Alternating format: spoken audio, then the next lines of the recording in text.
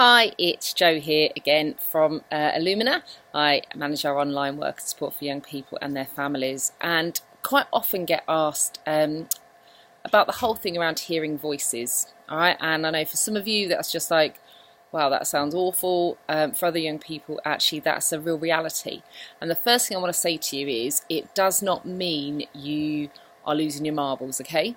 A lot of people do hear voices for various reasons, all right? And it doesn't mean, I'm sure if you looked it up, you'll look at things like schizophrenia and stuff like that, okay? It doesn't mean you have schizophrenia.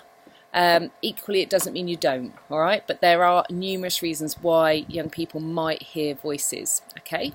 Some of them are to do with really high anxiety. When you get really, really stressed, actually what kind of often it becomes our inner voice. We all have a voice that speaks to us, that kind of, tells us wrong from right, all those kind of things. But sometimes that voice gets a bit louder. They can get quite an imbalance when we get quite stressed. So one of the things could be around really high anxiety. One of them could be around food. If you are struggling with issues around eating and a proper kind of regular food intake, it isn't uncommon for young people who have quite severe food intake, so not having enough at all, to hear kind of voices.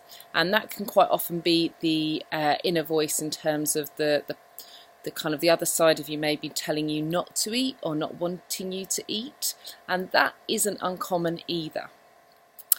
Any of us who have massive sleep deprivation find it really hard to manage and to juggle things. So if you are really struggling with your sleep pattern, actually that concept of hearing voices could be something to do with that as well.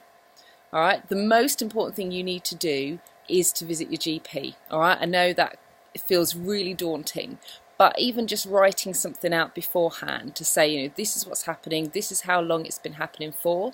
Maybe there's a particular time, maybe it's a particular situation or setting that you find very stressful, then you are beginning to hear voices. Maybe the voice sounds like your voice, maybe it sounds like someone else's voice. These are all things that would be really helpful for a doctor to know. What will then happen is you'll most probably be referred to a mental health team, all right? These people aren't going to do anything bad. They aren't going to do anything to hurt you.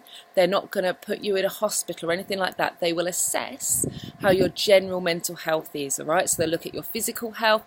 They'll look at your mental health history. They'll look at mental health history in your family. And they'll look at what your sleep is, what your food is.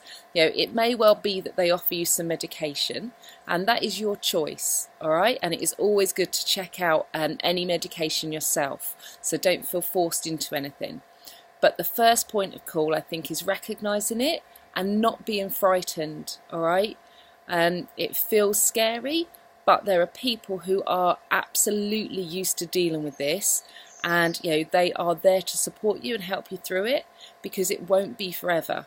All right, so if you're really struggling with that, I would just really urge you, all right, to text someone, to let someone know, and to write it down to get to the doctors, all right? And there will be support for you. There really will, okay? Take care.